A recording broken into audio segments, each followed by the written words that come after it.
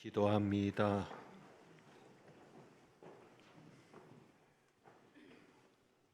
이 땅에 오셔서 우리를 구원하신 우리 구주 예수 그리스도와 독생자를 이 땅에 보내신 아버지 하나님을 찬양하오니 저의 찬양을 기쁘게 받으옵소서.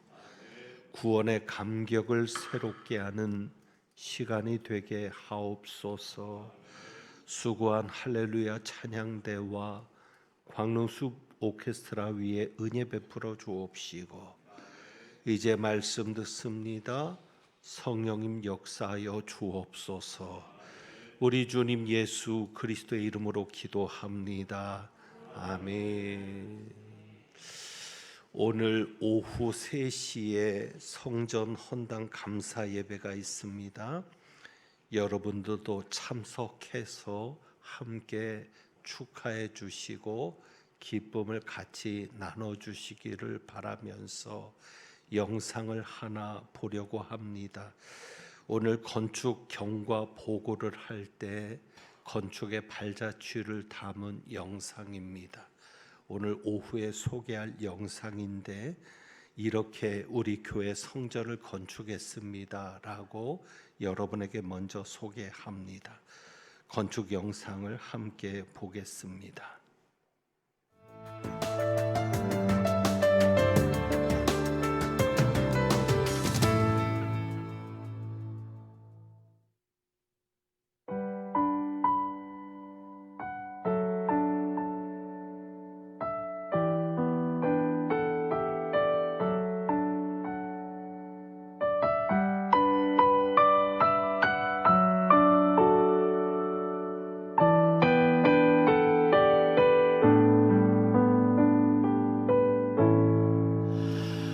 내 평생 살아온 길 뒤돌아보니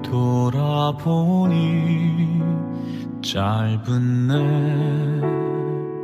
인생길 오직 주의 은혜라. 내 평생 살아온 길 뒤돌아보니 짧은 내 인생길 오직 주의 은혜라. 주의 은혜라, 주의 은혜라.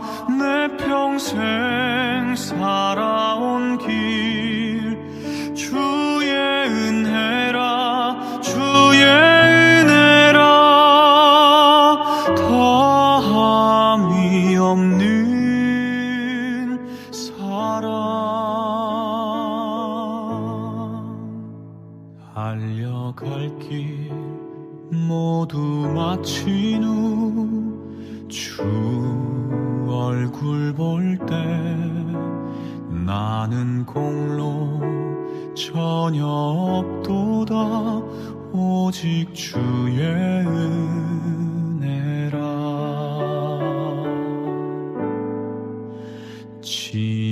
지금까지 지내온 것 주의 크신 은혜라. 한이 없는 주의 사랑 어찌 이루 말하랴. 자나깨나 주의 손이 항상 살펴주시고 모든 일을 주 안에서 형통하게 하시네.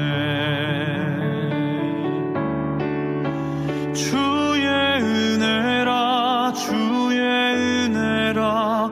내 평생 살아온 길 주의 은혜라, 주의 은혜라. 다함이 없는 사랑. 주의 은혜라, 주의 은혜라. 내 평생 살아온 길 주의 은혜라 주의 은혜라 다함이 없는 사랑 달려갈 길 모두 마친 주 얼굴 볼 때 나는 공로 전혀 없도다 오직 주의 은혜라.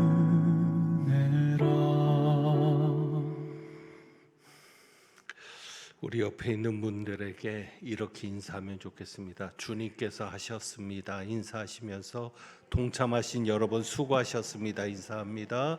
주님께서 하셨습니다. 동참하신 여러분들 수고 많으셨습니다.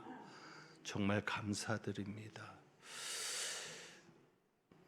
교회 소식 때 이야기했지만 한 번 더 여러분에게 이야기하고 안내할 것이 있습니다.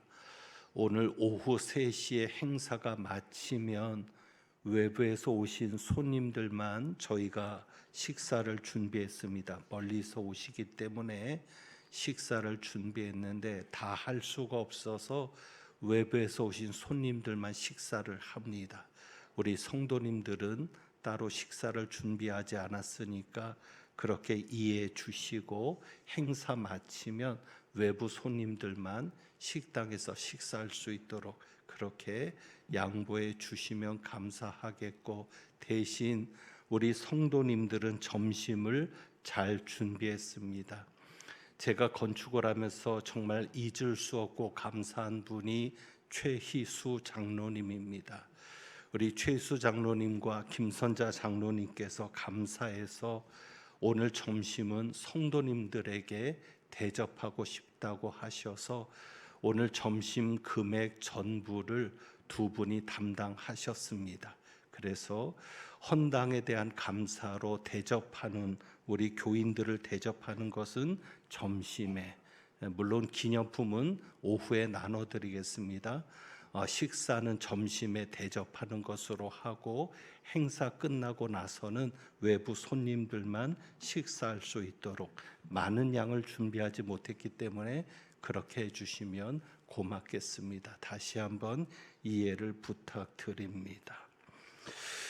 새 성전 건축이 이제 마무리되었습니다. 우리가 예배드리고 있는 이 예배당을 중심으로 한 이 구 건물이 이제 온전한 건축 과정이 마무리되어서 오늘 헌당을 하게 되었습니다.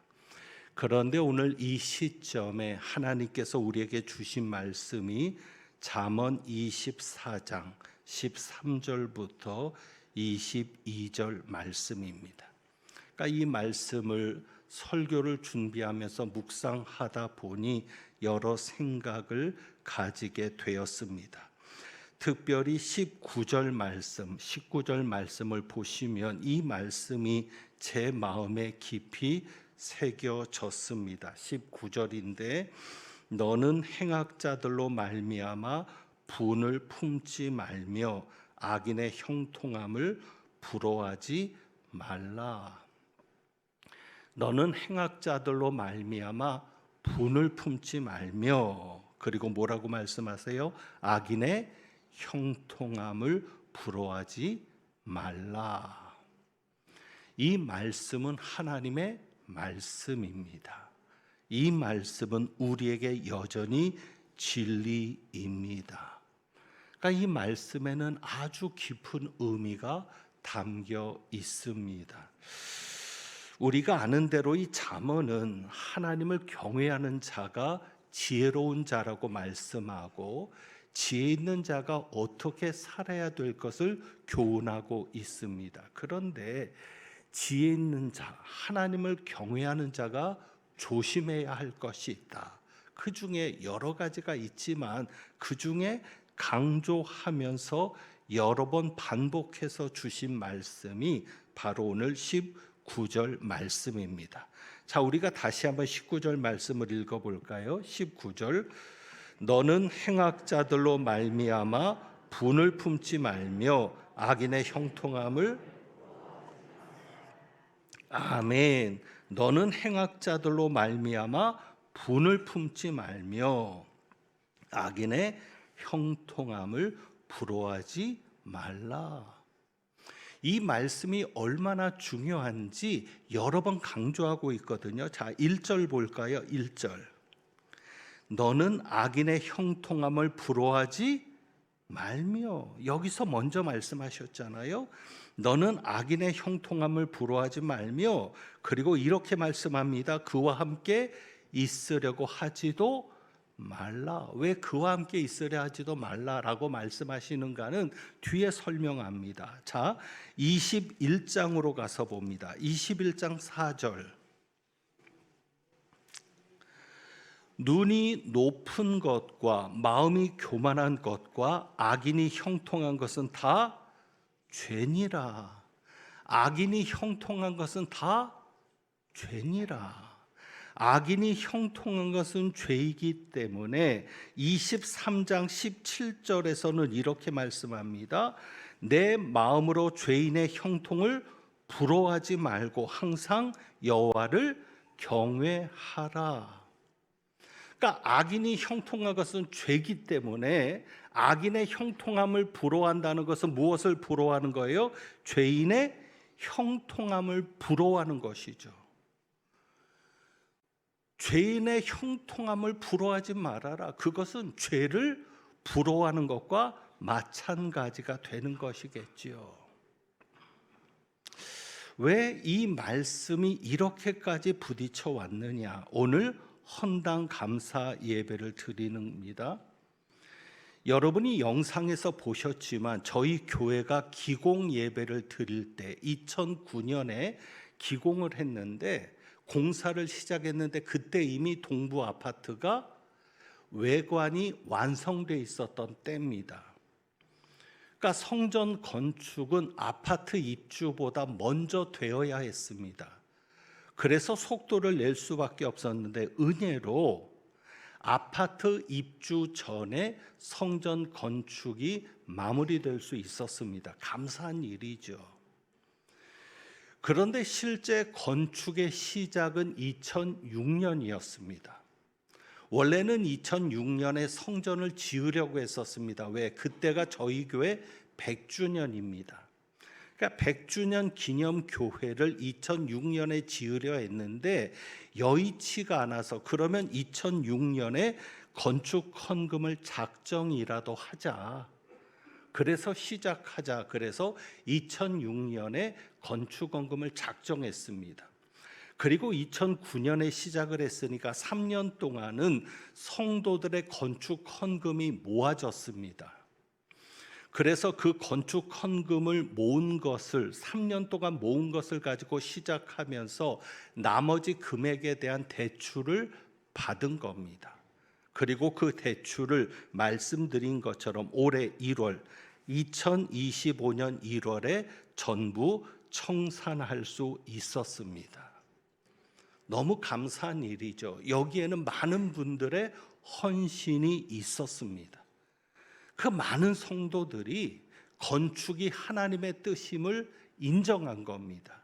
건축이 하나님의 뜻임을 알고 하나님의 뜻에 순종해서 여러 가지 모양으로 헌신해 주셨습니다. 그래서 이제 헌당을 하면서 이 건축의 과정을 쭉 돌아보니까 이런 생각이 드는 겁니다. 자, 2006년부터 건축헌금을 시작했는데 그렇다면 2006년부터 건축에 참여한 분들이 다 복을 받았는가? 이런 생각이 드는 거죠. 그동안 어려움 중에 참여한 분들을 보면서 그리고 건축에 금했던 내역들을 보면서 과연 이분들이 건축에 동참하는 동안 복을 받았는가? 현실은 그렇지 않을 수 있습니다. 건축에 참여하지 않은 분들도 있습니다. 건축헌금을 하지 않은 분들도 있지요. 그렇다면 적어도 건축헌금을 하지 않은 분들보다는 건축헌금에 참여한 이들이 복을 더 받아야 되는 것 아닌가? 그런데 현실은 그럽니까? 아닙니다. 그런데 이것이 건축에서만 일어나는 일인가? 지금 이 사회는 어떤가? 지금 우리가 살아가고 있는, 지금 우리에게 일어난 이 현실들은 어떤가? 그러니까 하나님께서는 행악자들로 인하여 분을 품지 말고 악인의 형통함을 부러워하지 말라고 하는데, 이 말씀에 순종하기 어려운 이유가 여기 있는 겁니다. 행악자들이 잘 되고 있거든요. 악인들이 형통하거든요. 정말 하나님이 심은 대로 거두게 하시는 하나님이라면 헌신한 자들이 더 잘 돼야죠. 사회에서도 노력하는 만큼 더 잘 돼야 되고 성실하게 산 분들이 더 잘 돼야죠. 그런데 현실은 오히려 악인들이 형통하는 겁니다. 죄를 지어도 권세가 있으면 죄가 묻어집니다. 그 권세를 가지고 없는 죄도 만들어낼 수 있습니다. 현실이 이런데 과연 우리가 이 말씀에 순종할 수 있는가? 다시 읽습니다. 너는 행악자들로 말미암아 분을 품지 말며 악인의 형통함을 부러워하지 말라. 왜 하나님께서 이 말씀을 하실까? 이 현실 때문에 시편 73편을 가서 봅니다. 아삽이라고 하는 인물이 나옵니다. 아삽의 시가 시편 73편인데 이 아삽은 찬양대 대장입니다. 누구보다도 하나님을 찬양하는 일에 앞장섰던 그가 시험에 든 겁니다. 정말 하나님을 찬양하고 하나님께 감사해야 되는데 시험에 드는 거예요. 왜? 1절입니다. 1절에 보면 아삽이 이것을 고백합니다. 하나님이 참으로 이스라엘 중 마음이 정결한 자에게 선을 행하시나. 그러니까 우리 하나님은 참으로 어떤 하나님? 마음이 성결한 자, 마음이 정결한 자에게 무엇을 행하시는 하나님? 선을 행하시는 하나님. 그러면 마음이 정결한 자가 복을 받아야 될 것 아닙니까? 선을 행하시는 하나님이 계시니까. 그런데 2절에 가서 보면 나는 거의 넘어질 뻔하였고 나의 걸음이 미끄러질 뻔하였으니, 넘어졌다는 얘기는 아니에요. 넘어질 뻔했다. 나는 미끄러질 뻔했다. 왜? 3절에 보세요. 이는 내가 무엇을 보고? 악인의 형통함을 보고. 잠언에서는 악인의 형통함을 부러워하지 말라 그랬는데 아삽은 악인의 형통함을 보니까 실족할 뻔했다는 거예요. 그리고 오만한 자를 질투하는 자신을 보니까 왜? 부러웠던 거예요. 악인의 형통함을 부러워하지 말라 그랬는데 부러움이 생기는 거예요. 어떻게 했길래 저렇게 잘 되나? 그것 때문에 자기는 실족할 수밖에 없었다는 거예요. 그래서 어떻게 구체적으로 그들이 잘 되는가를 얘기합니다. 4절부터 봅니다. 4절부터 보면 악인들이 안 돼야 되는데, 그래야 인과응보잖아요. 죄가 있는 곳에 벌이 있어야, 그래야 사람들이 죄를 안 짓잖아요. 그런데 보니까 4절에 그들은 죽을 때도 무엇이 없고 고통이 없고 악하게 살았는데 말년이 편안한 거예요. 편안하게 죽는 거예요. 그리고 그 힘이 강건하며 어떻게 그렇게 기력도 쇠하지 않아요. 그리고 5절입니다. 사람들이 당하는 고난이 그들에게는 있습니까? 없습니까? 없습니다. 사람들이 당하는 재앙도 그들에게는 없나니. 그러니까 자연적으로 그들은 어떻게 됩니까? 교만해지는 겁니다. 나를 건드릴 자가 누가 있어? 내가 최고야. 그러면서 강포가 그들의 오시며 점점 악해지는 거죠. 점점 포악해지는 거죠. 그리고 7절입니다. 살찜으로 그들의 눈이 솟아나며 살만 잘 쪄요. 편안하니까. 그리고 그들의 소득은 마음의 소원보다 많으며 그들이 원하는 것보다 더 많이 들어와요. 코로나 때 더 부자가 되고 IMF 때 더 재산이 모아지고. 그리고 8절입니다. 그들은 그래서 능욕하며 악하게 말합니다. 높은 데서 거만하게 말합니다. 그들의 입은 하늘에 두고, 하늘에 두었다는 얘기는 하늘을 대적했다는 얘기인데, 그들은 하나님을 대적하는 말도 서슴지 않습니다. 그래서 11절에 심지어는 이렇게 말합니다. 11절 볼까요? 하나님이 어찌 알랴, 지존자에게 지식이 있으랴. 처음에는 신을 두려워하는 마음도 있는 거예요. 그런데 아무 일도 없거든요. 잘못해도, 포악질을 해도. 그러니까 하나님을 무시하진 않고 하나님을 부정하진 않을지 몰라도 하나님이 어찌 알아? 하나님에게는 지식도 없어.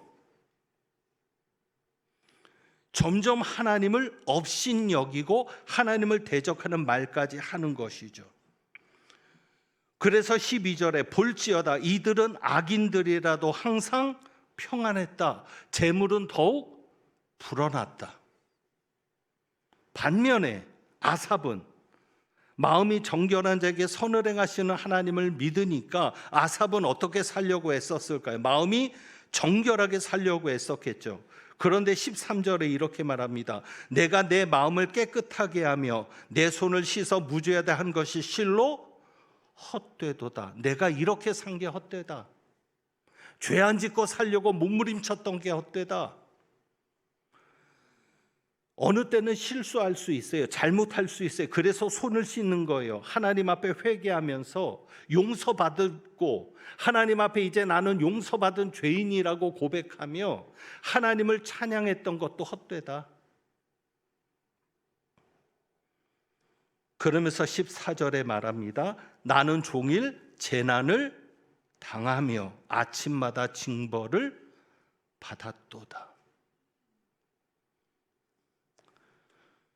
저는 이 말이 너무 실감 나는 게, 저는 진짜 아침에 눈 뜨는 게 싫었습니다. 건축하는 동안. 하나님 저 데려가세요. 여러분들 중에도 아침에 눈 뜨는 게 싫으신 분들이 있을 거예요. 그냥 그대로 편안하게 천국에 갔으면. 종일 재난을 당하며 아침마다 징벌을 받았도다. 그런데 어떻게 행악자로 인하여 분을 품지 않고 악인의 형통을 부러워하지 않을 수 있습니까? 이제 하나님이 물으시는 겁니다. 그래, 인정한다. 아삽의 이 시편, 시는 장이라고 하지 않습니다. 편이라고 합니다. 이 시편 73편의 아삽의 말을 하나님이 인정한다고 말하면서, 그러면 그래, 인정. 그렇다고 너 악인이 될래? 하나님 물으시면. 너 그럼 악인이 될래? 너 그럼 악하게 살래? 네가 그렇게 열심히 산 거 아는데 그러면 너 아무것도 하지 않고 나를 위해서, 교회를 위해서 아무것도 하지 않고 그렇게 막 살아갈래? 여러분 뭐라고 대답하시겠습니까? 그러지 말라는 거죠. 하나님은 그럼에도 불구하고 이렇게 말씀하시잖아요. 잠언 23장 17절. 잠언 23장 17절이요.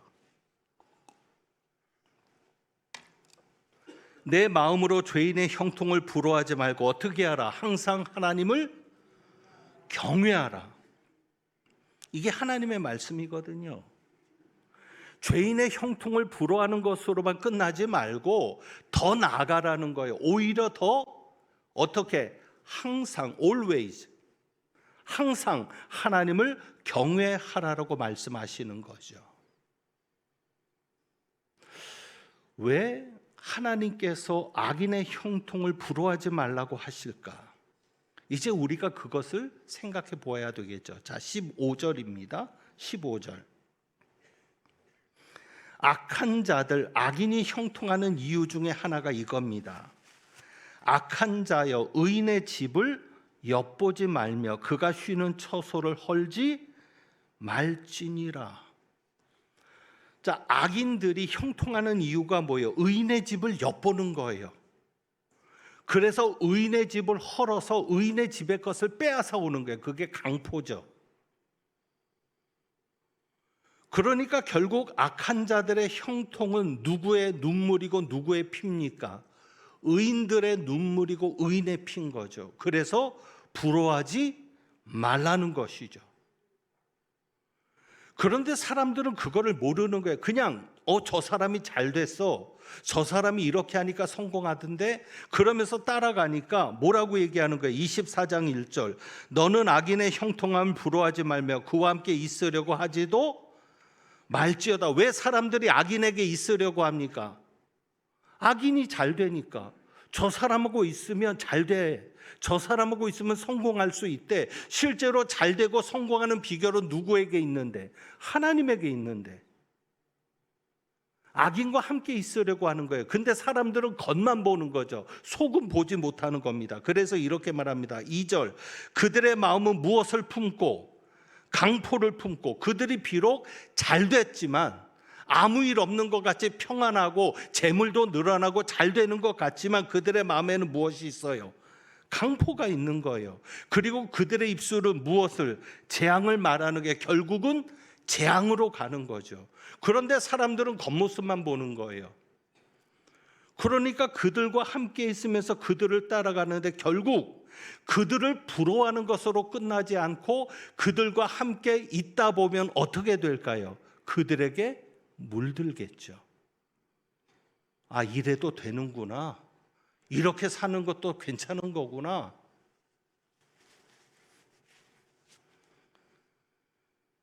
모태신앙으로 혹은 어릴 때부터 교회를 다녀서 교회 밖을 벗어나 본 적 없고 하나님의 뜻이 전부인 줄 알았던 사람이 하나님 없는 사람하고 어울려서 성공을 맛보고 좋으니까, 아, 이렇게 사는 것도 좋네, 교회 안 나가도 괜찮네, 기도 안 해도 괜찮네. 결국은 그들과 함께 있으면서 점점 악한 이들이 되어가죠. 자, 그런데 문제는 뭐냐면 그들과 함께 있다가 문제가 뭐냐면, 자, 여기 보면 20절입니다. 우리 하나님은 어떤 하나님이냐면 대저 행악자는 무엇이 없겠고 장래가 없겠고 악인의 등불은 꺼지리라. 왜 그들의 형통함을 부러워하지 말아야 되느냐? 그들의 형통함을 부러워하다 보면 그들을 닮아갈 수도 있고 함께 있을 수도 있는데 결국 그들은 어떻게 돼요? 장래가 없는 거죠. 악인의 등불은 꺼지는 거죠. 그러면 결국 우리도 장래가 없는 거예요. 우리의 등불도 꺼지는 거죠. 그래서 12절에 보면 그들은 이렇게까지 말할 수 있는 거죠. 우리 하나님은 어떤 하나님이세요? 12절에 내가 말하기를 나는 것을 알지 못하였노라 할지라도 우리 하나님은 어떤 하나님? 마음을 저울질하시는 하나님. 그 하나님이 어찌 통찰하지 못하시겠느냐? 여러분, 의인이 고난을 받고 정말 하나님을 위해 했는데, 하나님을 위해 살았는데, 정말 내가 열심히 살았는데 결과가 없다고 낙심하지 마세요. 우리 하나님은 어떤 하나님? 마음을 통찰하시는 하나님. 여러분의 마음을 아세요. 그리고 네 영혼을 지키시는 이가 어찌 알지 못하시겠느냐? 그러면서 12절의 결론이 뭐예요? 그가 각 사람의 행위대로 보응하시리라. 결국은 그 사람의 행위대로 보응하신다. 지금은 아닌 것 같아도 결국은 행위대로 보응하시니까 악인들은 지금 형통한 것 같아도 장래가 있습니까? 없습니까? 없습니다. 지금 악인들의 빛이 환하게 비쳐 있는 것 같고 내 빛은 상대적으로 초라한 것 같아도 악인의 등불은 어떻게 되리라? 꺼지리라. 반대로 16절입니다. 대저 의인은 7번 넘어질지라도 어떻게 되려니와 다시 일어나려니와 악인은 재앙으로 말미암아 엎드러 쥐느니라. 7번 넘어지는 이유가 뭐예요? 악인들 때문이죠. 15절과 연결이 된 말씀이에요. 악인들이 의인의 집을 엿보면서 그가 쉬는 처소를 허니까 7번 실패하는 게 악인들 때문이죠. 그래도 우리 하나님은 계신다 안 계신다? 계신다.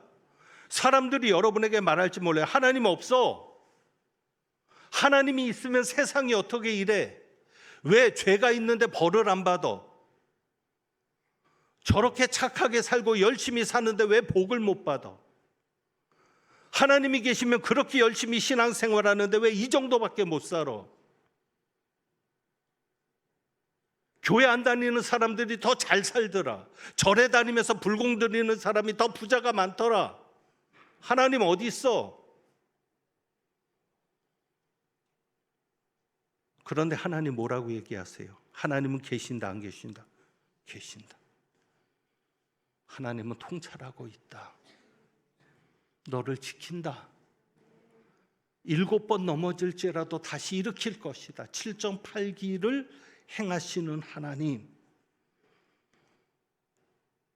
그러면서 뭐라고 말씀하세요? 23장 17절 18절을 결론으로 말씀드립니다. 악인의 등불은 꺼지는데 악인은 장래가 없는데, 그래서 22절에 그들의 재앙은 속히 임하고 그들의 멸망이 있는데, 결론적으로 23장 17절 18절 다시 말씀합니다.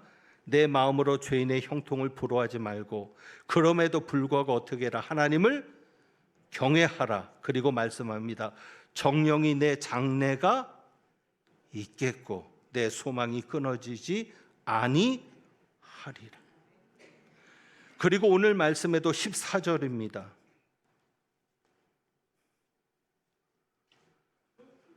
하나님을 경외하라고 말씀하시는 하나님은 말씀에 주의하라는 거예요. 그게 꿀과 송이 꿀인데, 그래야 거기서 무엇이? 지혜가 주어지죠. 그래서 하나님으로부터 지혜를 얻는 겁니다. 하나님을 경외하는 자가 하나님으로부터 지혜를 얻는데, 14절 지혜가 내 영혼에 이와 같은 줄을 알라. 이것을 얻으면 뭐라고 얘기해요? 정령이 내 장래가 있겠고 내 소망이 끊어지지 아니하리라. 여러분 이걸 믿으십시오. 여러분의 장래가 있습니다.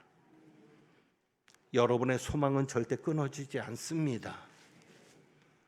그리고 잠언에서도 얘기하지만 그 소망은 영생의 소망입니다. 이 땅에서만이 아닙니다. 제가 주님 안에서 여러분에게 선언합니다. 새 성전 건축에 참여한 여러분들은 반드시 복을 받을 것입니다.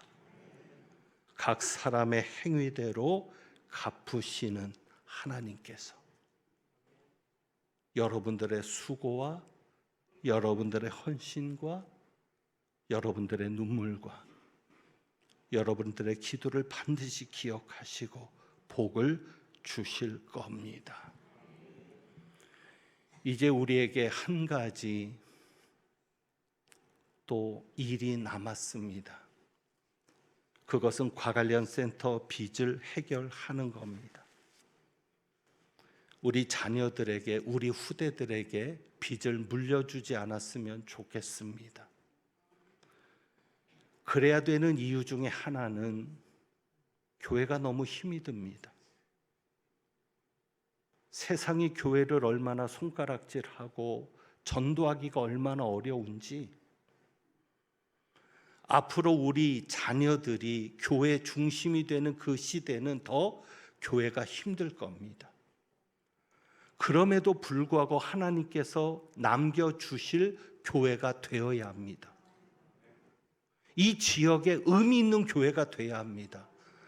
적어도 이 진접의 광릉내 교회는 남아 있어야 되겠다. 그것이 우리의 소망뿐만 아니라 지역 주민의 소망도 되어야 합니다. 저런 교회는 망하면 안 돼. 그러기 위해서는 빚만 갚다가 예수님 맞을 건 아니지 않습니까? 1부 때는 제가 말씀 안 드렸는데 2부 때는 직접적으로 말씀드렸습니다. 왜? 피부적으로 와닿아야 되니까. 저희가 한 달에 4천만 원이 원금과 이자로 나갑니다. 만약에 우리가 과관련센터 빚을 해결한다면 이 4천만 원은 다음 세대를 위해서, 선교를 위해서, 구제를 위해서, 교회가 교회다운 사역을 하는 데 위해서 쓰여질 수 있는 거죠. 그래서 여러분 기도해 주십시오. 여러분의 기도로 우리 교회가 빚만 갚다가 시대의 흐름을 놓치는 교회가 아니라 정말 지역이 필요로 하는 교회, 이 나라 이 민족이 필요로 하는 교회, 정말 하나님께서 광릉내 교회는 있어야 돼.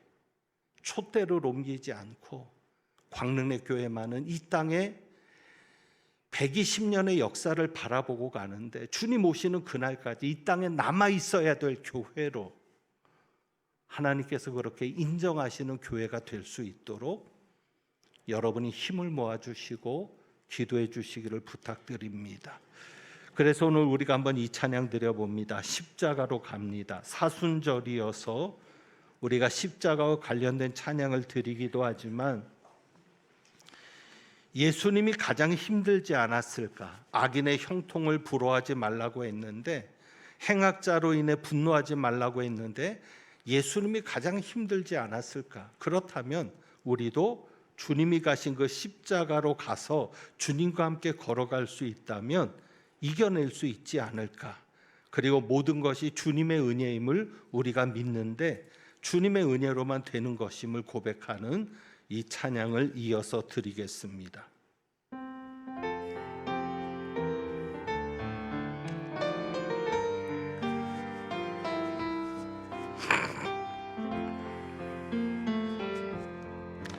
날 대신하여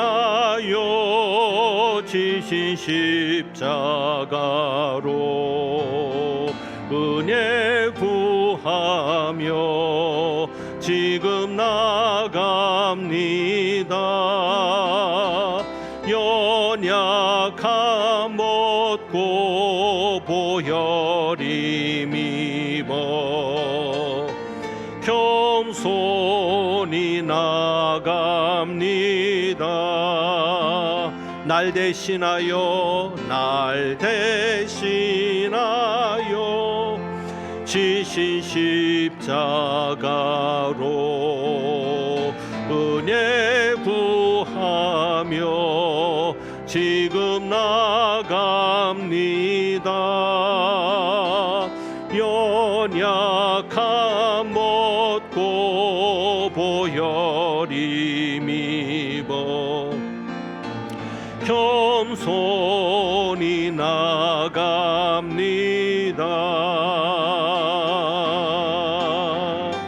길 잃은 자녀 기다리시네. 그 품에 날 부르시네. 내 모든 죄 대신 지고 가시